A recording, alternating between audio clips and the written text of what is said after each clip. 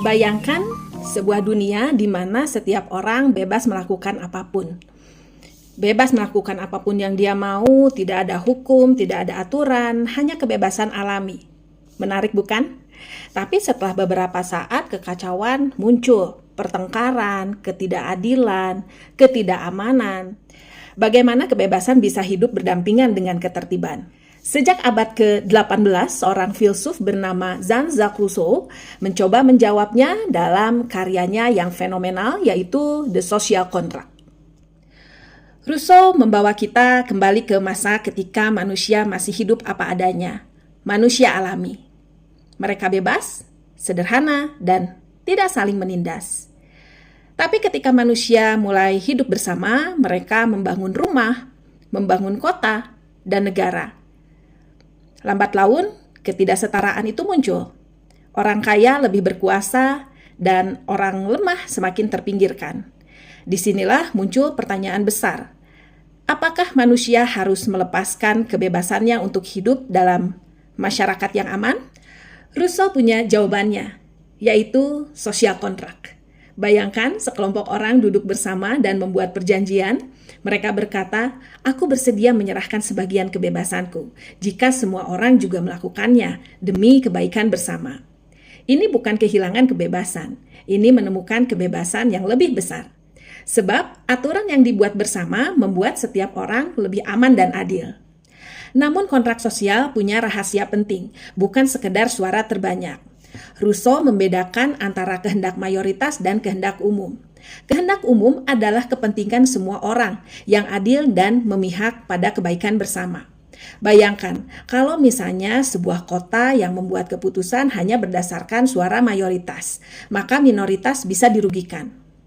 Tapi jika hukum mengikuti kehendak umum, maka setiap warga akan merasa dihargai dan aman. Rousseau mengajarkan satu hal yang revolusioner, yaitu kedaulatan ada di tangan rakyat, bukan raja atau elit. Pemerintah hanyalah wakil rakyat yang menjalankan hukum sesuai dengan kehendak umum. Jika pemerintah menyimpang, rakyat berhak mengganti. Bayangkan demokrasi modern. Pemilihan umum, referendum, dan partisipasi publik, semua ini adalah wujud nyata dari ide kontrak sosial Rousseau. Rousseau menekankan, kebebasan sejati bukan berarti bertindak semaunya sendiri. Kebebasan adalah ketika kita mengikuti hukum yang adil dan berlaku untuk semua. Setiap warga punya hak dan kewajiban yang seimbang. Dalam konteks modern, ini terlihat pada hak pilih, kewajiban membayar pajak, dan perlindungan hukum yang setara. Jadi kebebasan kita terlindungi karena semua orang mengikuti aturan yang sama. Tentu kontrak sosial bukan tanpa tantangan. Kehendak umum bisa disalahartikan menjadi tirani mayoritas. Dan ide ini mengasumsikan moralitas warga tinggi yang kadang sulit diterapkan di masyarakat pluralistik. Tapi ide Rousseau tetap relevan. Demokrasi, partisipasi politik, dan kebijakan publik yang adil lahir dari gagasan bahwa kebebasan dan tanggung jawab berjalan beriringan. Dan ternyata setelah Jean-Jacques Rousseau menulis The Social Contract, idenya tentang kebebasan, kehendak umum, dan kontrak sosial mulai mengalir ke pemikir-pemikir berikutnya. Bayangkan, gagasan itu seperti sebuah sungai, mengalir, membentuk aliran baru, dan memberikan kehidupan ke ide-ide yang lain. Di Jerman, seorang filsuf bernama Immanuel Kant menangkap gagasan kebebasan Rousseau. Ia berkata bahwa kebebasan sejati adalah kebebasan rasional. Kita harus mengikuti hukum yang adil karena akal dan moral, bukan sekedar perintah penguasa. Ide ini kemudian membentuk fondasi etika modern. Di Inggris ada John Stuart Mill. Mill melihat bagaimana kebebasan individu bisa hidup berdampingan dengan masyarakat.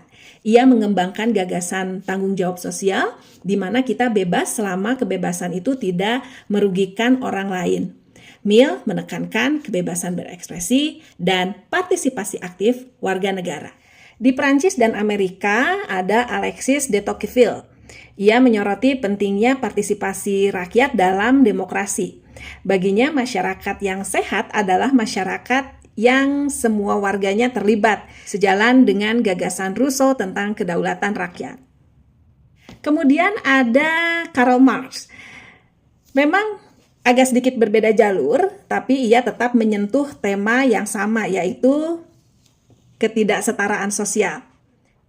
Sementara Marx memperluasnya ke distribusi kekayaan, menunjukkan bahwa gagasan kebebasan dan kesetaraan bisa berkembang ke ranah ekonomi. Hingga ke abad 20, John Rawls membawa aliran Rousseau ke ranah modern dengan konsep veil of ignorance. Rawls menekankan membuat aturan seadil mungkin, seakan kita tidak tahu posisi kita apa, posisi sosial kita siapa.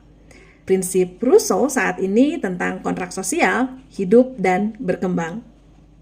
Dari Kant, Mill, Tocqueville, Marx, hingga Rawls, semua mereka adalah bukti bahwa ide Rousseau tentang kontrak sosial dan kebebasan sejati bukan hanya tulisan di atas kertas, tetapi sungai yang mengalir terus membentuk pemikiran politik dan demokrasi modern yang kita kenal hari ini.